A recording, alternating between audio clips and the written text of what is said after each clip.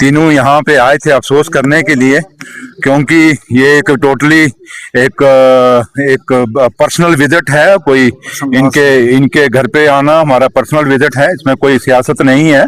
और क्योंकि सियासत के अंदर यही एक रिश्ते होते हैं जो कॉमन होते हैं, खुशी और गमी में ही हमेशा सियासतदान एक दूसरे के घरों में आते हैं। और आज उसी सिलसिले में आज हम उनके फादर साहब के अफसोस में करने के लिए इंजीनियर रशीद साहब के और ऑनरेबल एमएलए खुर्शीद साहब के यहाँ आए थे, अफसोस किया है। और हम यही उस रब से, उस भगवान से दुआ करेंगे कि भगवान उनकी आत्मा को शांति दे और परिवार को इतनी हिम्मत दे कि वो इस सदमे से बाहर निकल सकें। और जो कमी इस परिवार को आई है वो कमी तो कभी पूरी नहीं हो सकती, बट परिवार को इतना हौसला मिले कि वो अपने इस दुख की घड़ी से बाहर निकल सकें। समझ नहीं लगते कि आप इसको नेशनल कॉन्फ्रेंस के सरकार के साथ क्यों जोड़ के देखते हैं। उमर अब्दुल्ला सरकार और खासकर नेशनल कॉन्फ्रेंस की 47 से लेकर शेर कश्मीर से लेकर कायदे-ज़ानी डॉक्टर फारूक अब्दुल्ला साहब से लेकर और आज उमर अब्दुल्ला साहब की क़यादत में जब भी सरकार नेशनल कॉन्फ्रेंस की बनी जम्मू कश्मीर में,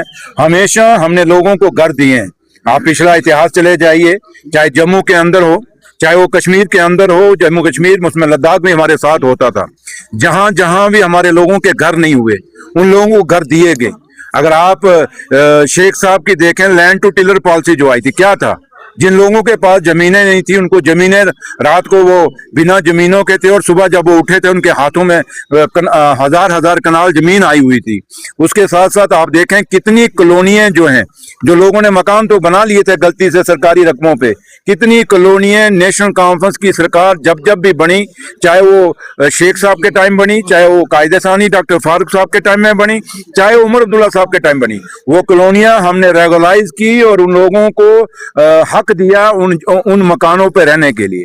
रही बात कि आज जहां ताल्लुक है जो सिदड़ा में हुआ, इसको जितना भी कंडेम्ड किया जाए, जितना भी इसके लिए इसके खिलाफ बोला जाए वो कम है। उमर अब्दुल्ला सरकार कभी नहीं चाहेगी कि हमें लोगों ने जिता के भेजा है, लोगों ने वोट डाल के भेजा है। चाहे वो बेशक सरकार आज नेशनल कॉन्फ्रेंस की है, लेकिन अलग अलग पार्टियों के जो एमएलए जीत के आए वो डेमोक्रेसी के तहत जीत के आए हैं और बाबा साहब भीमराव अम्बेडकर के आइन के तहत जीत के आए हैं। तो इसलिए उमर अब्दुल्ला सरकार आज सब एमएलए को रिप्रेजेंट करती है। तो इसलिए जब ये मकान गिराए गए, हम एक सवाल जरूर खड़ा करना चाहेंगे कि बताएं कि अगर फॉरेस्ट डिपार्टमेंट ने ये मकान गिराए तो क्या ये मकान रातों रात बने? क्या एक दिन में बने या 1-2 महीने में बने? इन मकानों को बनाने के लिए साल 2-2 साल बने होंगे और ये मकान इतनी आसानी से नहीं बने। लोगों ने पाई जोड़ के मकान बनाए हैं और आप एक दिन सुबह आते हैं और बुलडोजर लगाते हैं और गिरा देते हैं। लेकिन काश ये जम्मू कश्मीर आज स्टेट होता, ये जम्मू कश्मीर का अपना स्पेशल स्टेटस होता, तो हम देखते कौन मकान गिराता है। जैसे मैंने आपको शुरू में कहा कि नेशनल कॉन्फ्रेंस ने हमेशा लोगों को आशियाना दिया है, अपने उसका आजादी से लेके आज तक पिछला इतिहास देख लीजिए, एक भी एग्जांपल मुझे कोट कर दिए जहां नेशनल कॉन्फ्रेंस ने किसी का मकान गिराए हो। इसलिए नेशनल कॉन्फ्रेंस हमेशा घर बसाना चाहती है, किसी का घर उजाड़ना नहीं चाहता। और आज सबसे बड़ा दुख की बात है, चाहे वो मकान हिंदू का गिरे, चाहे वो मकान मुसलमान का गिरे, ये मकान ना हिंदू का गिरता है ना मुसलमान का गिरता है, ये मकान एक इंसान का गिरता है, वो इंसान जिसने बड़ी मुश्किल से पाई जोड़ के ये मकान बनाया होता है। इसलिए ये आज बदकिस्मती है कि कैडर हमारे पास, आईपीएस और आईएएस ऑफिसर हमारे इस सरकार के पास नहीं है।